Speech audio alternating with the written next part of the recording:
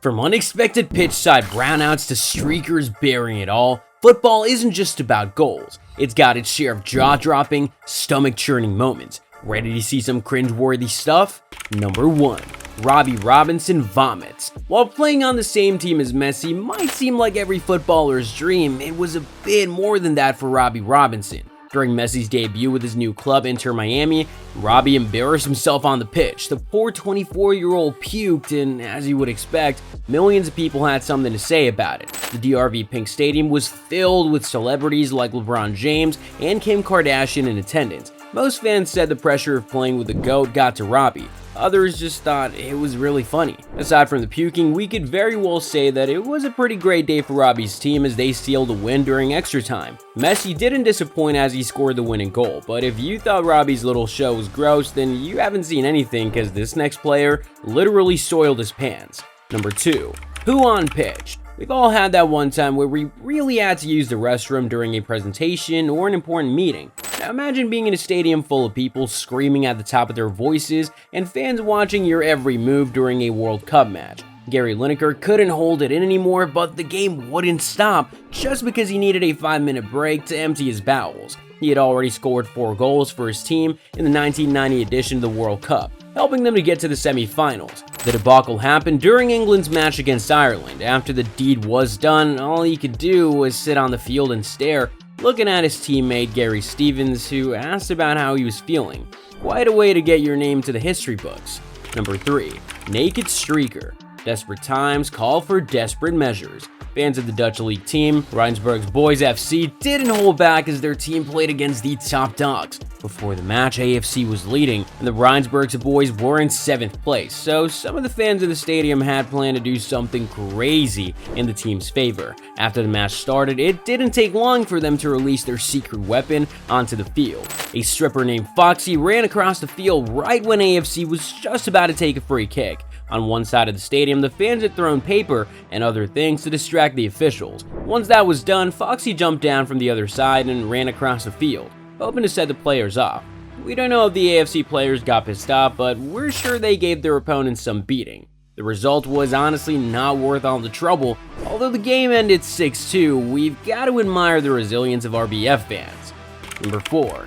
Mud pitch. About a decade ago, the killer pitch described by former Sunderland manager Paolo Di Canio took down 2 players. The messy landscape Paolo was referring to was the Hong Kong Stadium. The continuous rainfall, coupled with the occasional stampede of boots, had ruined the playing field. Jan Vertonghen was the first victim. He sprained his ankle ligaments during Tottenham's semi-final match against Sunderland. The defender had to leave the pitch immediately afterward. Clearly, that wasn't enough for the officials and everyone involved to realize that the pitch was unsuitable for hosting another game. Matija Nasic had to break his ankle before the deadly pitch finally caught their attention.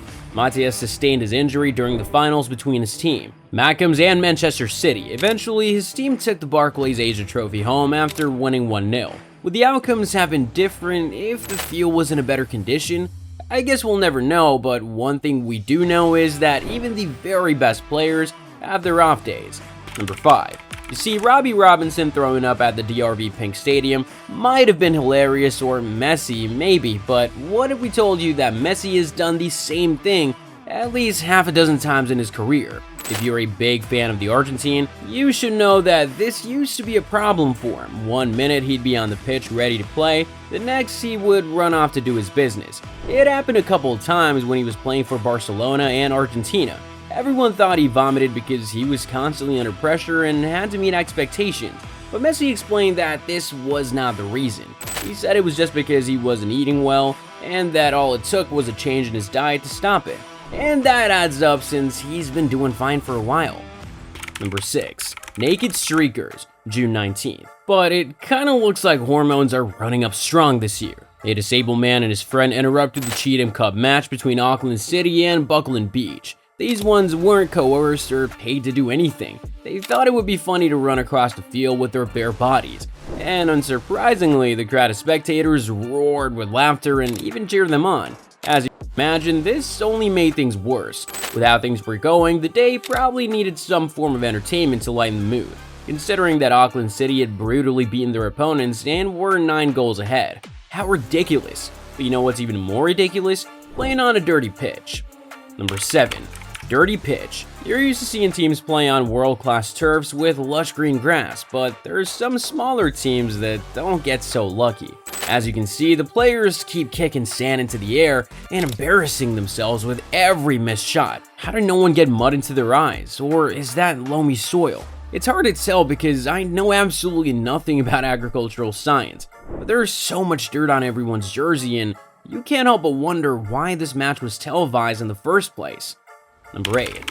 Harry Kane vomits. In 2022, during a preseason training session with Antonio Conte, Tottenham players collapsed on the field after being asked to run up and down it 42 times. Even for star player Harry Kane, that was a bit too much. Once he couldn't do it anymore, Harry ran to the side and vomited, unapologetic and brutal as ever. Conte made sure that they continued the training.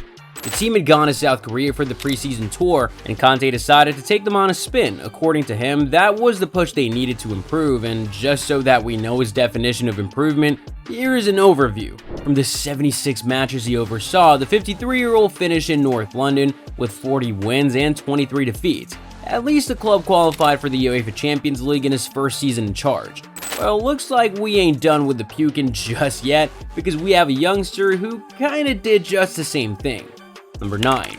Jude Bellingham vomits. The English national team has a record of calling up the most talented and maybe marketable players, but the Three Lions are also known for having several debacles with these players. In a match against Germany, Jude Bellingham's tummy wasn't in its usual state. That day, he'd been on the bench, but after his teammate Calvin Phillips took a hit, he got up to play. The midfielder was trying to tackle German player Leroy Sané when it happened. It wasn't just Jude's performance that was a bit off that day. Something wasn't right with his gut, and Germany were en route to victory until Harry Kane scored a goal to make it 1-1. We ain't done just yet though. Number 10. Robinson's air kick. What's worse than scoring an own goal? Being the culprit as your team's goalkeeper. During their Euro 2008 campaign, the Three Lions had a lot of embarrassing moments, but the one topping it all was Paul Robinson's air kick in Zagreb. An unfortunate series of events led to it as Gary Neville's back pass bobbled over Paul Robinson's foot and then into the net. So it was officially Gary's goal, but it was quite hilarious because how did Robinson miss a simple kick like that? Anyway, the own goal left fans angry and amused at the same thing, and everyone wondered what the hell they had just seen.